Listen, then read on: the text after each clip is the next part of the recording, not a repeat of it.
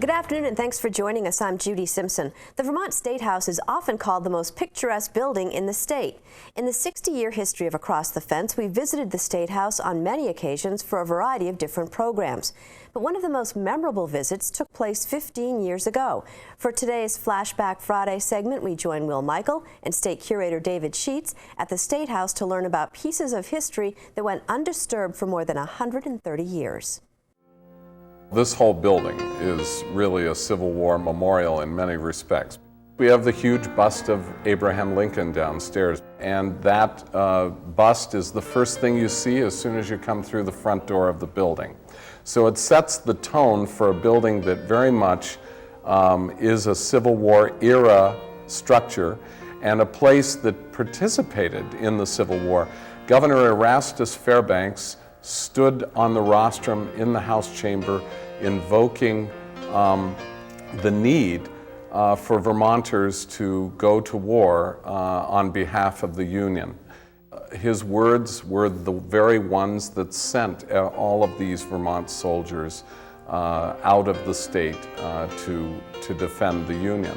We even have on the House chandelier a reference to the very cause that erupted into Civil War. Abolitionism was the hot and fervent political issue in Vermont, and on the chandelier we have 4 copies of Hiram Power's famous statue, The Greek Slave, which was widely adopted not just as a simple work of art, but as something of a symbol for the abolition of slavery. But these symbols of freedom and unity are the most significant Civil War artifacts at the State House. Virtually undisturbed since the 19th century, these are the flags that Vermonters carried on to the battlefields. The flag collection is without any question one of the State House's principal collections. They speak very eloquently of the time in which the State House was built, right before the Civil War, and they speak most eloquently of the event that probably could be seen as the most important national struggle that had ramifications for this state. Certainly the entire country, but Vermont in particular was affected by the Civil War in a unique way. And these flags are the testimony that we now have to that struggle. They are the actual flags carried by those men in battles far from Vermont, but battles that would reverberate through Vermont history for decades following that. And they are the easiest way that we can kind of touch that period and try, to the best of our ability, many years later, to understand it. How did these flags come to Vermont? Immediately following the war, the flags were brought to virtually every state capital in the nation at that time and were put on display. Almost all state capitals have collections of this sort. In Vermont's case, they were hung from the balconies of the House and Senate chambers.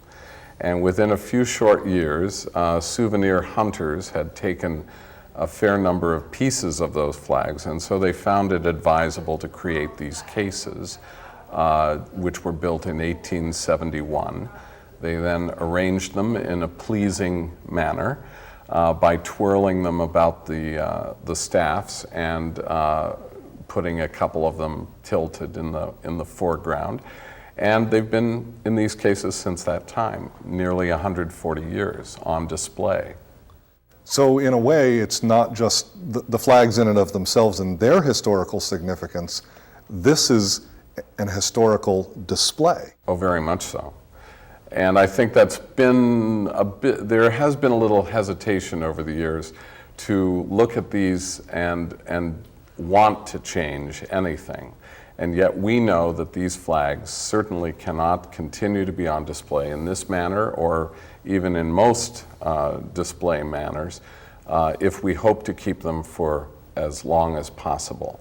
The forces of deterioration are at work, light, dust, all kinds of things in the environment that do not allow textiles to last. And the best we can hope for in conserving them is to arrest those forces of deterioration. And that's best done in a storage situation, unfortunately.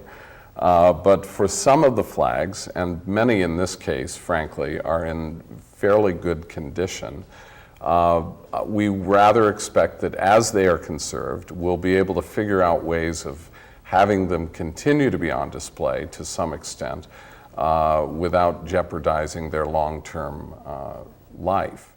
I could actually see the flag that my great-grandfather carried at the Battle of Petersburg. John Sargent has a special appreciation for Vermont's Civil War battle flags. As the markings on this dog tag indicate, John's great-grandfather, Jackson Sargent of Stowe, served in Vermont's 5th Regiment and rose to the position of color bearer. For people who have a sort of an abiding interest in history, you can't begin to understand it fully if you don't have an object. I mean, if you can't actually look at something and see what it was like. The flags themselves here in the State House, they have a tremendous significance, not only because of their artifacts of the Civil War, but if you come to see something such as this, you cannot help but react to them because it's actually the flag that was carried. An artifact goes beyond just its physicalness. There's an emotional attachment to it. And that attachment carries with it sort of a responsibility to keep the artifact here as much as possible, because it is an important element not only in, say, a family's history, but our collective history. Where can we go from here? Well, as an important collection, any collection of historic artifacts has to be looked at for its long-term health. And the conservation of this collection is really what this project is about. We don't care, frankly, as much about their display as we do about their preservation. And as we begin to design a program to conserve the remaining flags, we're acutely conscious that we have to think about where the flags end up after they've gone through the conservation treatments. Each one will get a very specific treatment that will actually be determined by the fate of the flag. If it's a flag that's in good enough condition to continue to be on display, it will go through a certain prescribed conservation treatment that will in turn allow it to be on display. Other flags that are mere fragments that have no real visual integrity left will instead be conserved in a different manner, slated for long-term storage. They'll end up in a drawer or they'll end up on a roller, depending on the needs of the artifact. And as they end up in that type of storage, they'll still be accessible to the many people who care about seeing things like that, but they won't be on public display. And that's a very different set of expectations. And I rather suspect, as was the case with the original case, that this will take as long as a decade, probably, to conserve everything and to get it in its rightful place and to complete this project. But it's also something, it will take a while to complete, but it's something that needs to happen right away. Absolutely, because every moment, obviously, that these flags are on display in this manner, they're deteriorating at a greater rate than they would where the forces of deterioration were kept at bay.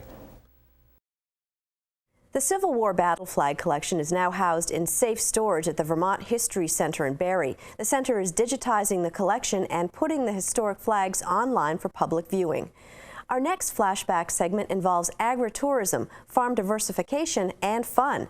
A farm in Pennsylvania is credited with the nation's first corn maze in 1993, but the idea quickly spread across the country, drawing tourists and providing farmers with additional income.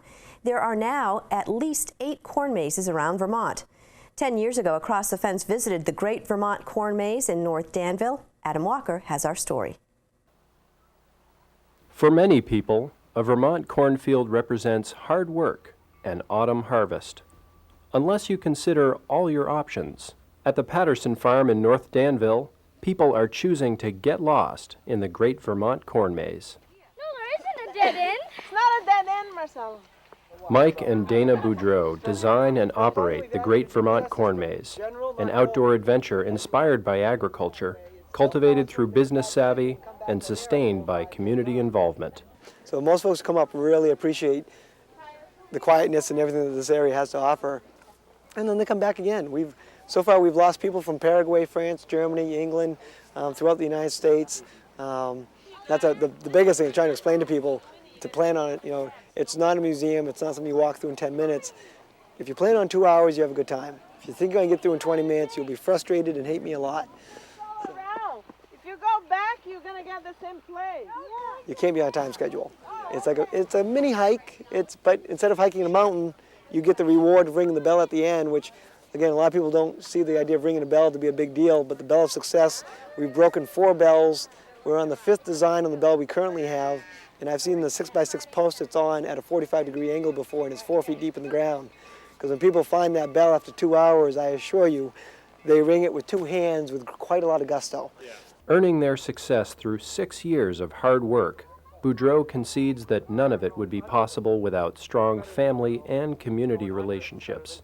3 generations of Dana Boudreau's family have successfully operated the Patterson Dairy Farm, a separate business from the Great Vermont Corn Maze, but one that offers friendly assistance.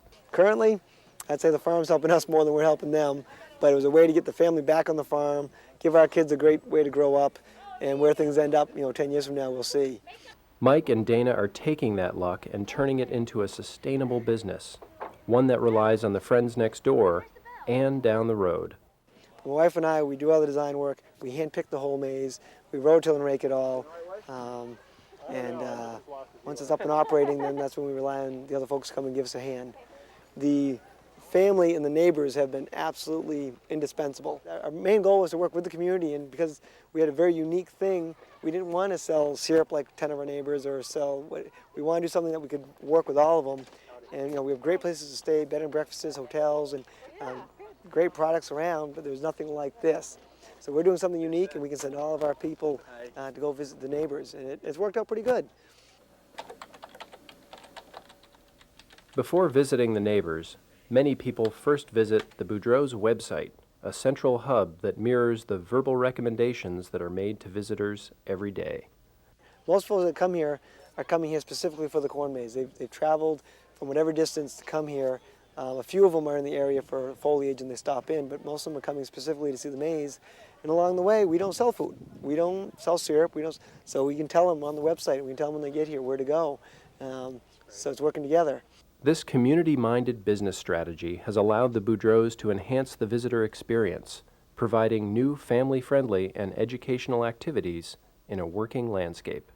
The folks who come to Vermont, in our experience in the last 6 years, are just people that want this getaway. And some of the other getaways, like where I came from, have now been overgrown. Every house is $1 million getaway. Up here, it's still untouched, a lot of farmland. And the folks that come up here, this is what they want. Little by little, every year we add a little bit. We have that Barnyard Nature Center, which helps people to understand how a cornfield and wildlife and farm life, how they all interact. And I think it's great as long as everyone's, as long as you've got a unique idea and you're doing something different and you don't have 45 neighbors all doing the same thing. The ability for neighbors to work together up here and provide quality things for people visiting is still a lot of chance for that to happen. Rural businesses finding their way together. In North Danville, I'm Adam Walker with Across the Fence. Fall is a great time to enjoy the challenges of a corn maze, but you'll want to go soon as most corn mazes wrap up by the middle of October, depending on the weather. If you've missed our previous Flashback Fridays, you can find them online along with all of our regular programming. You can go to our website or you can find us on Facebook, Twitter, and YouTube. As always, we'd love to hear from you. Send us an email or share your thoughts about Across the Fence on our Facebook page. And that's our program for today. Thanks for joining us. I'm Judy Simpson. I'll see you again next time on Across the Fence.